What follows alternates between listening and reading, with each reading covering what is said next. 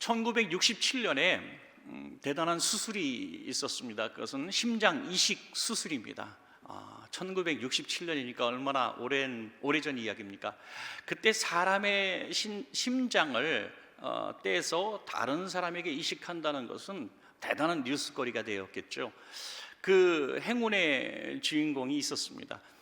그 사람은 심장 이식이 아니면 죽을 수밖에 없는 그런 남자분이셨는데, 세계 최초로 이 버나드 박사를 통해서 심장 이식에 성공을 했다고 합니다. 그러니까 매스컴이 이 사람의 삶을 조명하고 집중하고, 당신은 정말 복받은 사람입니다, 세계 최초로 심장 이식을 받고 새 생명을 받았으니 정말 잘 살아야 합니다 하면서 그런 기대치를 갖게 되겠죠.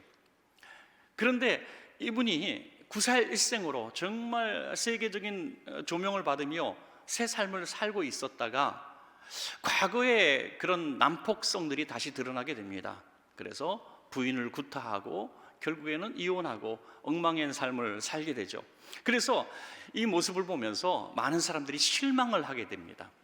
야, 저렇게 정말 축복받은 사람이, 새 생명을 얻은 사람이 저렇게 자기 삶이 망가지도록 하는구나. 그래서 뉴스에 그런 얘기가 나왔답니다. 버나드 박사는 사람의 심장을 고쳐주고 바꿔줄 수는 있었지만 그 마음은 바꿀 수가 없었나 보다 이렇게 얘기했습니다. 심장을 바꾸고 새로운 삶을 살기는 했지만 그 보이지 않는 마음을 바꾸지는 못했다. 여러분, 그렇습니다. 심장 바꾸는 것보다도 마음을 바꾸는 게 더 어렵다는 그런 얘기입니다. 우리 그런 얘기 하죠. 30년 만에 동창회에 가서 만나고, 야, 넌 30년 전이나 오늘 똑같구나. 어쩌면 그때도 10분 늦더니 지금도 10분 늦는구나. 그렇게 그때도 투덜거리더니 지금도 투덜거리는구나. 야, 그때도 그렇게 말 밉게 하더니 오늘도 밉게 하는구나. 변하지 않는 사람은 참 변하기가 어려워요. 그래서 사람은 고쳐 쓰는 게 아니고 좋은 사람 써야 돼, 이렇게 얘기하는 이야기도 있을 정도로 많은 오랜 세월 동안 그 사람들을 상대한 사람들이 하는 그런 얘기입니다. 그러나 사랑하는 여러분, 우리 하나님께서는 우리의 마음을 고칠 수 있다고 오늘 성경에 분명히 말씀하고 있습니다. 특별히 마음이 상한 자를 고치며 라고 말씀하셨습니다. 옛사람의 마음을 새 사람의 마음으로 바꾸어 주시는 것입니다. 전에는 난폭했던 사람이 우리 주님을 만나서 변화되어서 온유하고 온순한 사람으로 바뀌어질 수가 있는 것입니다. 여러분, 우리 자녀들이 정말 우리가 부모님들이 울고 불고 사정하고 매달리고 별의별 방법을 써도 고칠 수 없었던 그 상처난 마음들이, 우리 아이들이 주님 앞에 새벽 예배 나와서 이렇게 기도하다가 주님으로부터 직접 피 묻은 손으로 만져짐을 당하고 인격적으로 주님을 만나고 주님이 우리 아이들을 고쳐주시는 것을 우리는 경험하게 될 줄로 믿습니다. 여러분, 몸이 아프다고, 사건 사고를 만나고 집안이 경제적으로 어렵다고 집안이 지옥이 되고 삶이 지옥이 되지 않습니다. 그러나 모든 것 다 갖추고 부유하게 되고 모든 것이 우리 뜻대로 승진도 하고 사업도 잘 돼도 우리의 가족들의 삶이 망가지는 것이 아니라 마음이 망가져버리면 그 가족은 지옥이 되는 것입니다. 여러분, 그러므로 오늘 이번 5일 동안의 시간들을 통해서 우리도 알지 못했던 우리 모든 가족들, 우리 원천 가족들의 그 상처난 마음들, 누구도 고칠 수 없고 바꿀 수 없었던 그 마음들이 우리 예수님을 만남으로 말미암아 우리 예수님께로부터 치료받는 우리 기적이 있기를 간절히 소원합니다. 여러분, 이번 5일 동안 저는 그런 기도를 계속해 올 겁니다. 하나님, 우리 교회 성도들의 마음을 고쳐주십시오.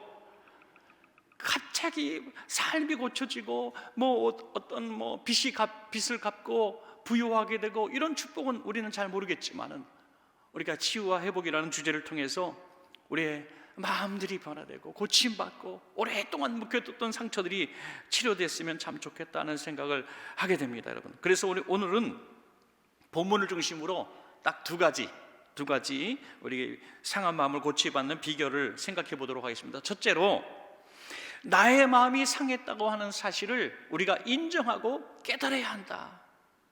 요즘 괜찮으세요? 라고 물어보면 저 괜찮아요. 아무 문제 없어요. 그런데 괜찮지 않은 분들이 너무나 많더라고요. 왜 그런 질문을 했냐면 요즘 자꾸 누구랑 싸우거든요. 화를 잘 내고 분노도 막 쉽게 하고, 전에 안 그랬던 분이 막 짜증도 내고. 우리 가족들도 그러지 않아요? 당신 왜 그래? 왜 갑자기 화를 내고 그래? 애들이 문제가 있어? 그렇게 물어봤을 땐 그 원인을 외부적인 어떤 사건, 지금의 단편적인 사건 때문이 아니라 그 가족의 마음에 오래전부터 있었던 그 상처가 돋은 것을 우리는 깨달아야 한다는 거죠. 문제는 다른 사람이 아무리 지적해도 안 된다는 거예요. 본인이, 내 마음이 깨어져 버렸다는 것을 깨닫고 인정하는 시간이 필요합니다. 우리 사랑하는 여러분, 여러분 상한 마음이 있다면 이번 기회를 통해서 주님 앞에, 주님, 내 마음이 산산조각이 나 있습니다. 깨어져 있습니다. 겉으로는 그럴듯한 그리스도인이고 또 우리 교사도 찬양대로 중직자로 헌신하고 있지만은 하나님, 내 마음이 엉망입니다. 만신창이 되어 있습니다. 예배드려도 기쁨도 없고 희망도 없고 그냥 그렇게 한 주 한 주 보내고 있습니다. 이런 분들은 그 이유를 한번 깊이 생각해 보시기 바랍니다. 내 마음이 어디서부터 깨졌는가? 어떤 교회에 김 집사님이란 남자분이 계셨는데요, 41살에 두 아이를 두고 있습니다. 교회에서도 여러 봉사도 하고 모태신앙으로 잘 지내고 있는 분입니다. 그런데 이분은 늘 불평, 불만이 가득 차 있어요.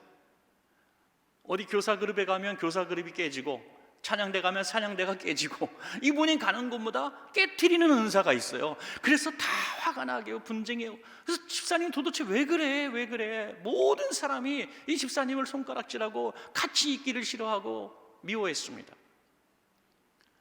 아니, 겉으로 보면 멀쩡하고 좋은 직장 다니고 아이들도 교회 잘 다니고 문제가 없는데 왜 그럴까?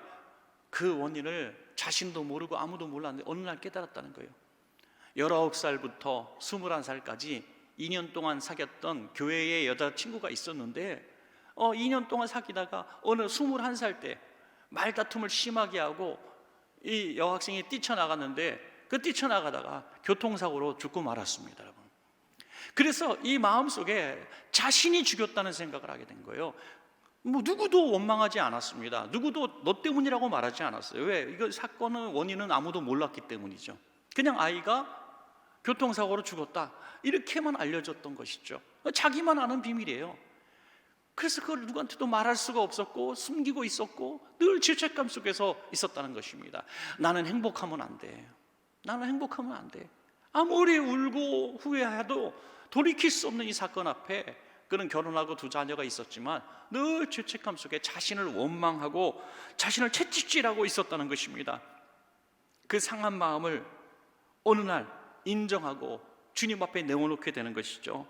하나님, 내 마음이 이렇게 깨진 것을 제가 끄집어냅니다. 21년 전에 그 사건을 끄집어냅니다. 하나님, 내 마음이 깨졌습니다. 내 마음이 상처투성입니다. 내 마음이 죄책감으로 얼룩져 있습니다 하고 그 과거를 고백하고 인정할 때에 치유가 시작됐다는 것입니다. 여러분, 고백하는 게 중요합니다. 인정하는 게 중요합니다. 내가 왜 이렇게 삶이 망가지고 분노가 일어나고, 내가 왜 자꾸 찌르느니라고, 내 마음은 원하지 않는데 왜 이렇게 공격적이 되었을까? 여러분 한번 가만히 생각하시고 정직하게 그것을 한번 드러내 보시기 바랍니다. 이번 5일 동안에 그 상한 마음의 이유를 드러낼 때 우리는 하나님의 치유하심을 경험하게 될 것입니다. 이런 용서가 없이는 우린 새 삶을 살 수가 없습니다. 여러분, 이번 기간에 여러분 자신을 용서하는 시간을 갖기를 바랍니다. 여러분 자신을 용서하십시오.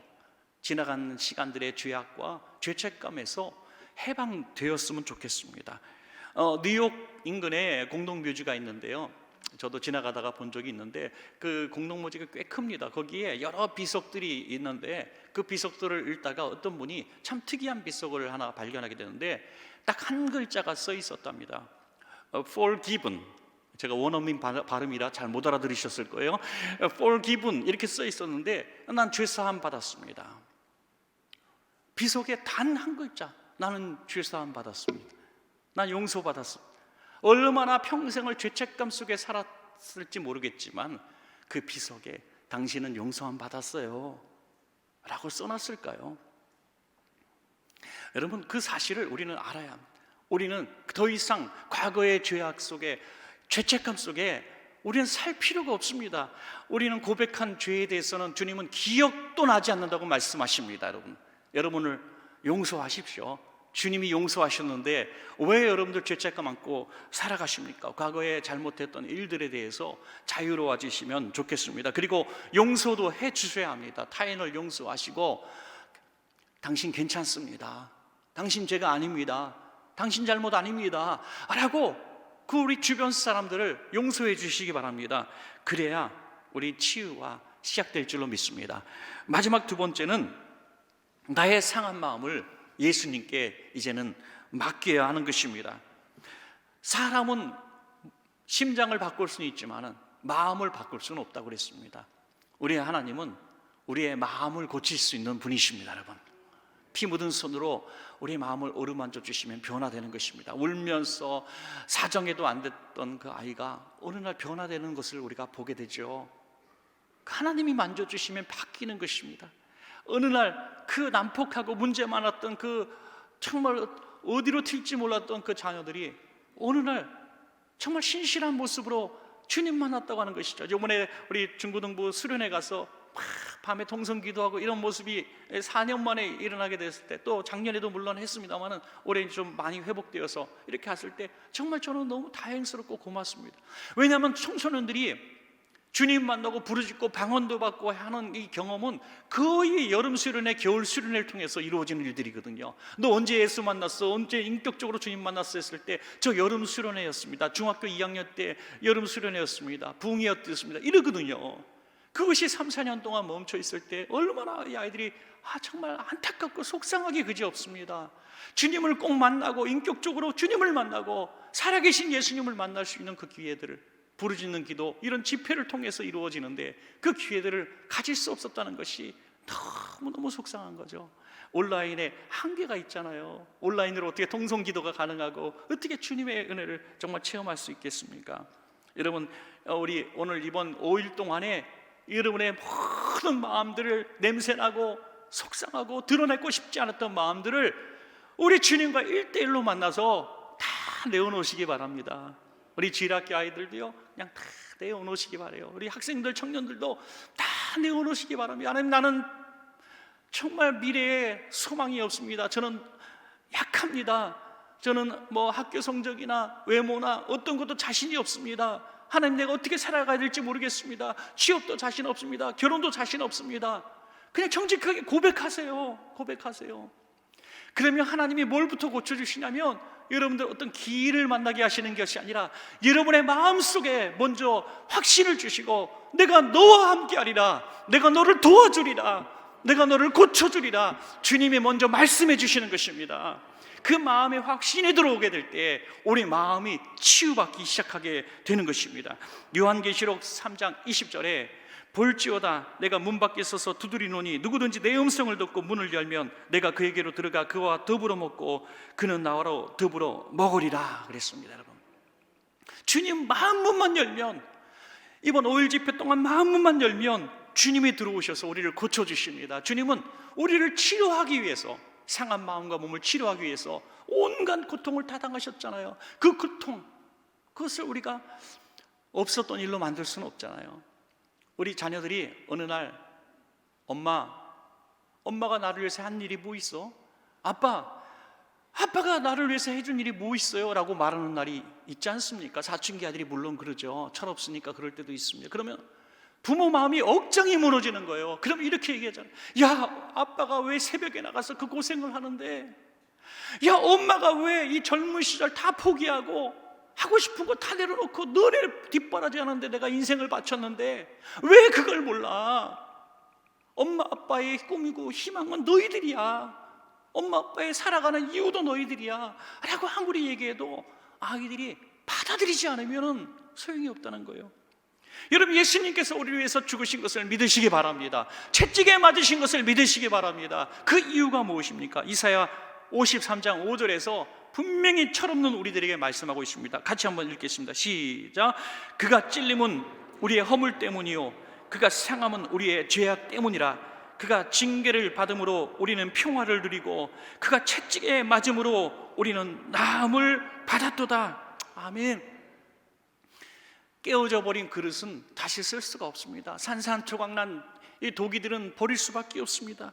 그러나 하나님께서 그 우리의 깨어져 버린 우리 도기같이 쓰레기통에 가야 될 우리들을 다 한 조각 한 조각 긁어 모으셔서 예수님의 피로 접착제를 삼으셔서 제가 하나 붙여주셔가지고 우리를 다시 만들어 주셨다는 거예요.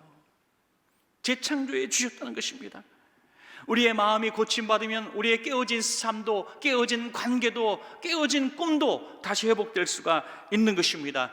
다시 공격적인 우리의 삶이 온유한 사람으로 바뀌게 되고 거칠은 말투가 부드러운 말투로 바뀌게 되는 거예요. 어떤 성도님이 난폭한 분들인데 운전할 때마다 십장생 개나리 막 나오는 분인데 어느 날 갑자기 누가 차를 확 끼어들었는데 뭐 바쁜가 보네? 이런 마음이 싹 들고 화가 안 나더래요. 내가 미쳤나 보구나. 내가 요즘에 예수 믿고 미쳤나 보다. 예, 예수 믿고 미친 거 맞습니다. 예수 믿으니까 내가 억지로, 내가 수련으로, 교양으로 바뀌지 못했던 마음이, 그 본능이, 그 본질이 회복된 것입니다. 다 예수님 닮은 모습으로 변화된 것입니다. 여러분, 내 마음이 고침받으면 여러분, 우리 주변 사람들이, 우리 자녀들이 가장 먼저 발견하고, 이번 5일 집회 끝난 다음에 여러분 이 소리를 꼭 들으시기 바랍니다. 엄마 아빠 바뀌었네. 야, 네 말투가 바뀌었어. 내 눈빛이 바뀌었어. 뭐가 바뀐 겁니까? 겉으로는 안 보이지만 우리 마음을 주님이 고쳐주셨기 때문인 것입니다. 여러분, 그래서 우리가 이번 기회에 정말 상한 마음 다 내놓고 오늘 말씀, 오늘 첫 번째 날에는 내 상한 마음을 끄집어내서 인정하고 주님 앞에 맡기고 오늘 주님의 피 묻은 손으로 여러분의 깨어지고 망가진 마음 어루만져 주셔서 괜찮아, 내가 다 용서했어, 이런 음성을 꼭 듣게 될 때 여러분의 깨어진 마음들이 치유되고 또 회복되게 될 줄로 믿습니다.